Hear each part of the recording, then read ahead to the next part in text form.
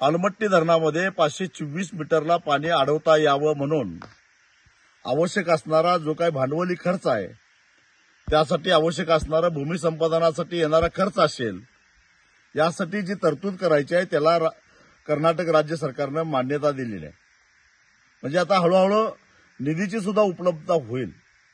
याचा सगळ्यात मोठा धोका कुणाला असेल तर तो महाराष्ट्राला आहे आणि सीमा भागातल्या कर्नाटकातल्या खेड्यापाड्यांना सुद्धा आहे.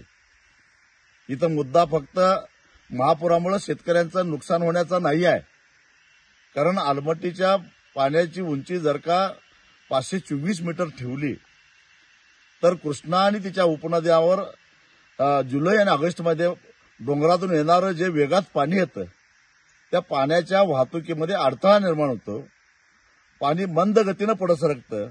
या उलट डोंगरातून येणारं पाणी वेगात येत राहतं आणि त्यामुळं 30 दिवस, सव्वा महिना पाणी रेंगाळतं. कोल्हापूर जिल्ह्यामध्ये, सांगली जिल्ह्यामध्ये, पलूस तालुका असेल, वाळवा तालुका असेल, मिरज तालुका असेल, शिरोळ तालुका असेल, हातकणंगले तालुका असेल, करवीर तालुका असेल, या साऱ्या तालुक्यांना त्याचा फटका बसतो. केवळ शेतकऱ्यांना नव्हे तर नदी काठाला असणाऱ्या खेड्यापाड्यांना सुद्धा बसतो. विशेषतः गोरगरिबांना बसतो, कारण सामान्यपणे गोरगरीब नदी काठालाच घरं बांधून राहत असतात. आणि या सगळ्यांच्या घरादारावर नांगर फिरवणारा हा निर्णय असताना महाराष्ट्र सरकारनं गप्प बसू नये.